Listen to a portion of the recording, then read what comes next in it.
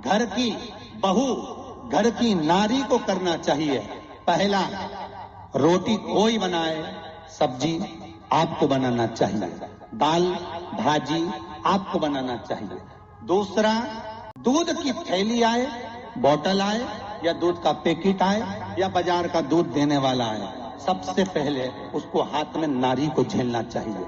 दूध हाथ झेले तो पूत पालना झेले। महाराज, शास्त्र की रीति, दूध का पात्र अगर गैस पे चढ़ा रहे, आपने पात्र में अगर दूध नहीं लिया, अपने हाथ में दूध नहीं लिया, बोतल दूध की नहीं ली, जो थैली में दूध आया है वो थैली दूध की हाथ में नहीं ली, तो एक काम तो कर सकते हो, दूध को आप तक में रखो, भले बाद में नौकरानी देख ले, भले बाद में दासी देख ले, पर गैस पर, रसोई घर पर, अन्नपूर्णा पर वो दूध चढ़ना चाहिए। हिंदू धर्म की रीति है, आज भी जब घर का नया घर का वास्तु पूजन होता है तो उस घर में गैस जलाकर, चूल्हा जलाकर सबसे पहले दूध उठाना जाता है, को तपाया जाता है, जिससे वो दूध उफनता है, गिरता है, और उसका शुभ सूचक देखा जाता है कि किस दिशा में गिरा।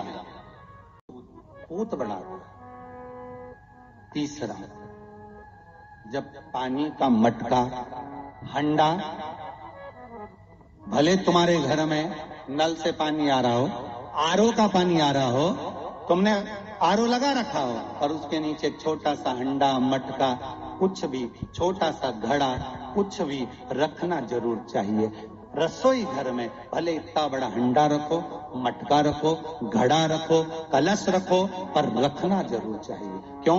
उसमें पितरों का स्थान होता है। तो घर में, रसोई घर में कभी परिवार में किचकिच नहीं होती, क्लेश नहीं होता। अगर हंडा भरा हुआ है, हंडा खाली होते होते जब सुबह के समय पर पानी थोड़ा रह जाता है, उस घर में जहां हंडा आधे से ज्यादा खाली हो जाता है, शास्त्र कहता है, भविष्य पुराण कहती है, जहां पानी का हंडा आधे से ज्यादा खाली हो गया, समझ लेना दूसरे दिन रसोई घर में क्लेश जरूर होगा, यह पक्का।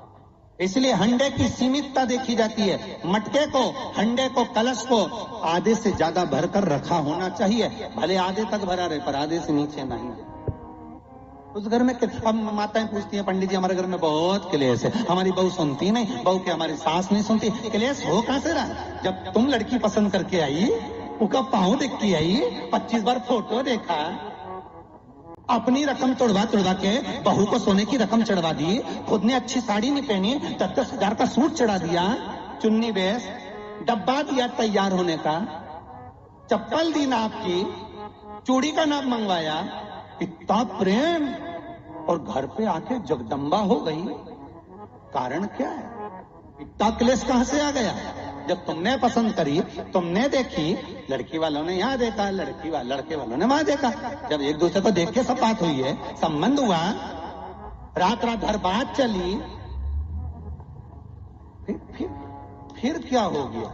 यहाँ तो रोज फोन लगाती थी, मम्मी ये वाली साड़ी तैयार कर लो, हाँ बेटा कर ले, ऐसी बात सास और बहू में चले, चूड़ी का नाप भेज दीजिए, चोली का नाप भेज देना, और मैंने डब्बा तैयार कर लिया, मैंने वीडियो कॉल में दिखाया, देख ले, यही है, चप्पल भी लिए, ये भी लिया, चोटी भी ली, गजरा भी लिया, दुनिया का सामान लिया, शादी करी ने 2-3 लाख रुपए तो गार्डन में खर्च कर दिए, ने लोगों के खूब चटाया, 2-3 लाख रुपए खाने में खर्च कर दिए, गिफ्ट भी दिया मेहमानों को। जब इतना खर्च करा, इतनी जोरदार बातचीत थी, फिर आखिर 1-2 साल में ऐसा क्या हो जाए कि ये जगदम्बा ने ये कात्यायनी हो जाए? कारण क्या है? कारण तो ढूंढो। अरे बोलो तो सही है कि नहीं है? कारण तो ढूंढो कि कारण क्या है ऐसा, कि क्या कारण हो गया? अब दोष दे नहीं कि माँ ने सिखा दिया होगा, और वो दोष दे, तुम तो अपनी माँ के ही हो, हमारी तो सुनो ही नहीं, अब वो इधर दोष, वो उधर दोष दे। ये दोष देने से कुछ नहीं हो, अपने कर्मों का दोष देखो। ने जरूर झांक कर देखना कि सवेरे सवेरे कहीं हंडा खाली तो नहीं मिल रहा है, पूरा नीचे तक तो नहीं चले गया, आधे से नीचे तो नहीं हो गया, मतलब घर में दूसरे दिन क्लेश तो होना ही है, भले कटोरी के चक्कर में, पानी के चक्कर में, रसोई घर के चक्कर में, रोटी के चक्कर में, चाहे दिन भर में कभी भी होगा, पर 24 घंटे में क्लेश होगा, वो पक्का। थोड़ा भर कर रखा जाता है मटका। क्यों भर कर रखते हैं हंडा? क्यों कहा जाता है कि जिस समय वास्तु पूजन होता है, पितरों के लिए पूजन करी जाती है, तो हंडा भरा जाता है, नया कोरा मटका, नया हंडा। वास्तु पूजन में भरा जाता है। क्यों? और जब पंडित जी सिर पे मंगवाते हैं, नारी भर कर लाती है, गृह प्रवेश होता है, भरा हुआ मटका, खाली नहीं, भरा। और जब भरवाते तो इतना भरवाते कि उसका पानी उंडेलना चाहिए। वास्तु पूजन का नियम है। जिस समय मटके को भरकर लेके आते हैं घर के अंदर, कलश भरकर लेके आते हैं, वास्तु प्रवेश करते हैं, गृह प्रवेश करते हैं, तो मटका इतना भरा जाता है, उसका पानी बाहर ढुलना चाहिए। और जब लेकर आए तो झलकता हुआ पानी होना चाहिए। नारियल रखे, आम का पत्ता रखे तो पानी गिरता रहे। पर माताएं तो अपने फैशन में नहीं, डेंटिंग पेंटिंग कराए तो पानी गिरा तो वही नाराज हो जाए। बेचारा पंडित जी की हालत खराब कि तुमने इतना पानी क्यों भरा, कम नहीं भर सकता था हमारा पूरा। ये तो परंतु शास्त्र रीति क्या कर रही है, भविष्य पुराण क्या कर रही है, हमारी शास्त्र क्या कर रहे हैं कि पानी भरा हुआ जब चलता है, झलकता चले, घर में जब प्रवेश करे तो भगवान से यही प्रार्थना रहती है कि लक्ष्मी ऐसी झलकती रहे, इतनी कृपा कर दे। पर लोग, पंडित जी ने कह दिया अच्छे कपड़े पहनी, बेचारी ने पिन मिन लगाई हो, बढ़िया जोरदार पल्लू वल्लू लिए, तो अब एक डब्बा मब्बा भर के तैयार कर डेंटिंग पेंटिंग कर, अब जब पानी गिरे तो कहीं तो बेचार पंडित जी ने थोड़ा खाली करो पंडित जी, खाली करो। और खाली करा, इतना भर दिया। और वो मैंने आम का पत्ता, नारियल सब धर दिया। और ना वो झलके ना कुछ झलके, क्योंकि इसका अहंकार इतना झलके तो कलश कहीं खाक झलके। ये तो गृह प्रवेश कर रही तो अपने आप को ऐसी समझ कि हमारा बराबर कोई नहीं बनाया ऐसी। और ऊपर से फोटो खींचने का अहंकार इतना झलके तो कलश के खाक झलके। अब जो झलकना वो तो झलका ही नहीं, न झुमका झलका। अब कहा मतलब का झलका है, सो झलके सो।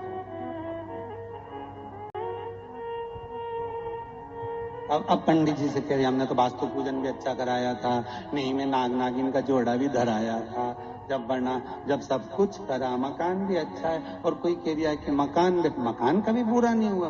दिक्कत ये हो गई कि वो जो करना है वो तो कर ही नहीं पाए न, बस वो जो झलकाना था वो नहीं झलकाना, दूसरी चीज झलक गई है। अब कहीं अब विचार करें, अब क्या करें, अब क्या करें।